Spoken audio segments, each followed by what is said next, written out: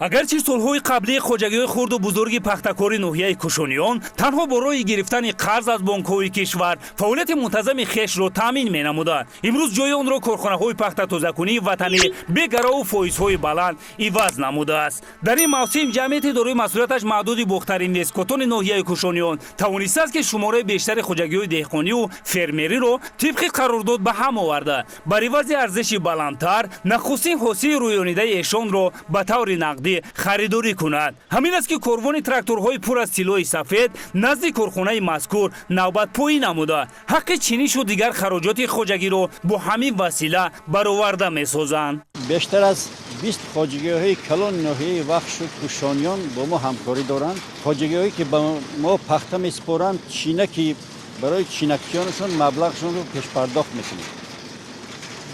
تا که دهقانان هم به این سهم بشوند، روح بلند شوند. از اول همین موسم سالی خوب بود. پخته با صفت خوب از خواجگی‌های دهقانی 5 تا ناحیه در کارخانه ما وارد گشته است. تا حاضر بیشتر از 1300 تن پخته وارد گشته است. салима холова чандест ки кори хонаро сомон медод, зеро ки мавсими корӣ фаро нарасида буд. инак баробари оғози маъракаи пахтачинӣ на ҷониби саҳро, балки роҳ пеш гирифт сӯи корхонаи пахтатозакуние ки 11 соли инҷониб бо вуҷуди зан модар буданаш дастгоҳҳои пуриқтидори пахтатозакуниро идора мекунад.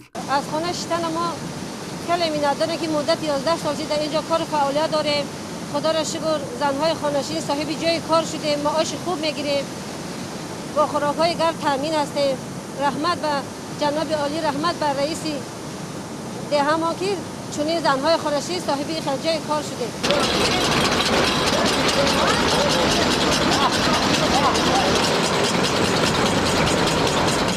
چون سلیما با فرو رسیدن موسم تو 120 نفر ساکنان گرد و اطراف جماعت دهاتی زرگر ناحیه کوشانیان صاحب کار و پاداش خوب می‌گردند، چرا که در این کارخانه بهترین امکانات را مسئولین براشون فراهم آورده است. کارگرانی پخته غرم می‌کردگی، برای پخته قبول می‌کردگی، برای کارگرانی که در سیخ پخته تازه‌کنی کار می‌کنند شرایط‌های خوب فراهم آورده شده است. هم با 2 وقت با خوراک گرم تامین کرده شده است، با پوشاک، با معاش خیلی خوب. این سال با 30% معاش مردم از پارسال بیشتر کرده شد. 4-5 نفر کار میکنیم، با همه شرایط ها تامین هستیم. در خانه می نشستیم، حالا صاحب جای کار گشتیم. 80-90 تا 100 کیلو در روز میبریم.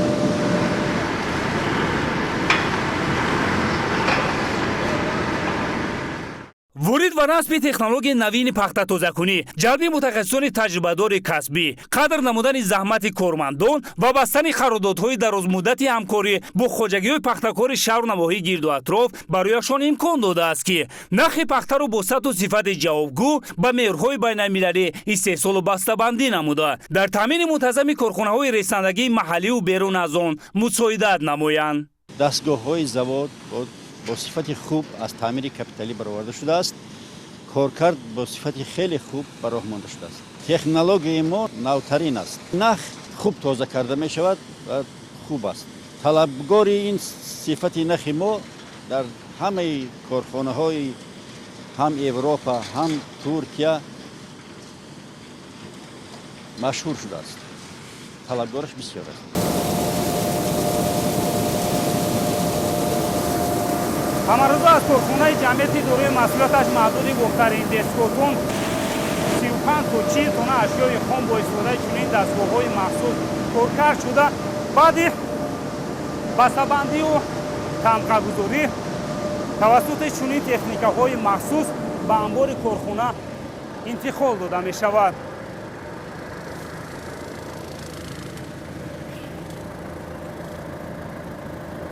ما از صفت بلند داشتن این محصولات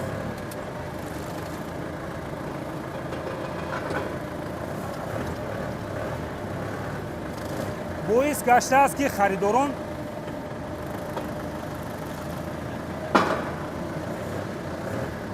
محض از انبار همین کارخانه محصولات رو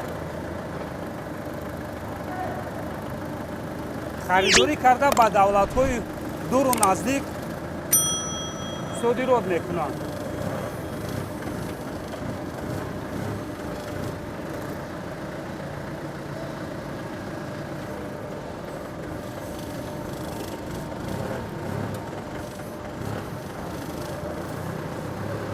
قربانان قربانوف فیروز جان قربانوف مخصوص برای برنامه نوید از ناحیه کوشانیان